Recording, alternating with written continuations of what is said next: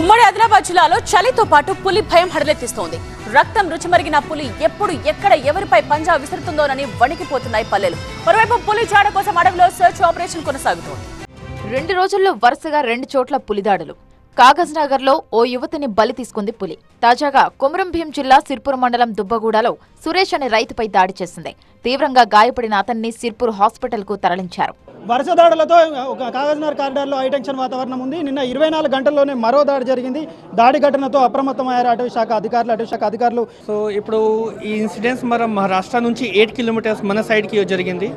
So ఈ tiger Maharashtra నుంచి వచ్చారు, మహారాష్ట్రకి మళ్ళీ పోతారు. సో కొంచెం జాగ్రత్తగా ఉండాలి.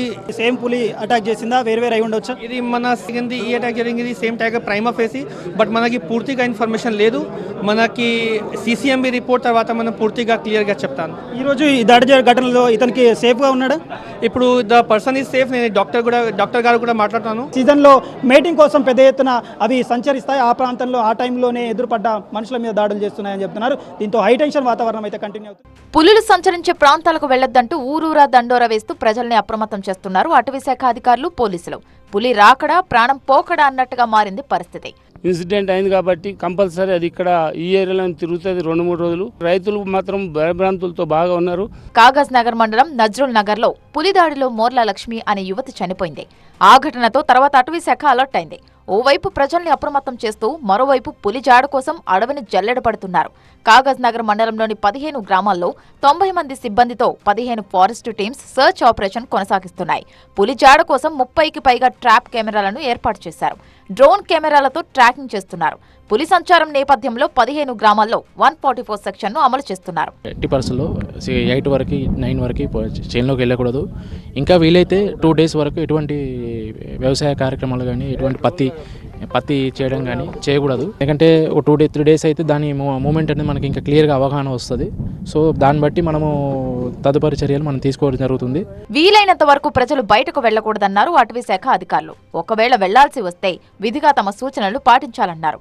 చేన్లో గ్రూప్ ఆఫ్ పీపుల్ పనిచేసేటప్పుడు ఒక 10 మంది పనిచేస్తే దాంట్లో ఇద్దరు వాళ్ళని అంటే సరౌండింగ్ అబ్జర్వేషన్ చేస్తూ డ్రమ్స్ బీటింగ్ చేయడం కానీ విజిల్స్ చేయడం కానీ కొద్దిగా సౌండ్ చేస్తూ చుట్టూ పరిసరాలను అబ్జర్వ్ చేసే విధంగా స్టాండర్డ్ ఆపరేషన్ ప్రొసీజర్ పెట్టాము. కొత్త టైగర్ మాకు ఇంతకుముందున్న ప్రీవియస్ డేటా ప్రకారము మా టైగర్ అంటే దేంతో ఇలాంటి బిహేవియర్ లేదు కాబట్టి మేబీ ఈ సీజన్లో వేరే పార్ట్నర్ను సెర్చ్ చేసుకుంటూ కొత్త టైగర్ వచ్చిందేమో అనే ఒక డౌట్ మాత్రం ఉన్నది. సర్చ్ ఆపరేషన్ సంగతేమో కానీ పులి భయం కంటి మీద కునుకు లేకుండా చేస్తోందని వాపుతున్నారు స్థానికులు. వాళ్ళు ఏం చెప్తారంటే మాకు చెప్పుడు ఏమున్నది, మాకు తెలియనే తెలుసు. నిన్న పట్టిందంటే ఇది ఏరియాలో ఉన్నదని పనులకు పోతలేదు. వీళ్ళు వచ్చి ఊర్లలో వచ్చి చెప్తాను తప్ప ఇప్పుడు ఎక్కడున్నదంటే వాళ్ళకు కూడా ఇన్ఫర్మేషన్ లేదు. పబ్లిక్ పరిశాన్ అవుతుంది. కూలీలకు ఫస్టే కూలీలు దొరుకుతలేదు. 10 రూపాయల కిలో ఉన్నదంటే ఇప్పుడు ఇంకోటి ఏమవుతుందంటే ఇక ఈ పులి భయంతో రైతులు అనేది బాగా ఇబ్బంది పడతాను.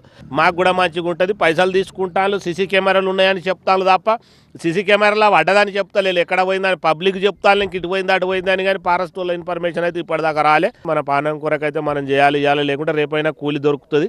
కూలి కొరకు ఆశపడి పోకుండా మేము కూడా ఇన్ఫర్మేషన్ ఇస్తాను. పొలంలో పండిన పత్తిని మొత్తం తీసి మార్కెట్కు తరలించాల్సిన సమయం, కానీ పులి భయంతో ఎక్కడికక్కడ పంట అంతా పొలాల్లోనే చేనుల్లోనే ఉండిపోవాల్సిన పరిస్థితి ఏర్పడుతుంది. మరో 10-15 రోజులు ఇదే భయం కంటిన్యూ అవుతుంది.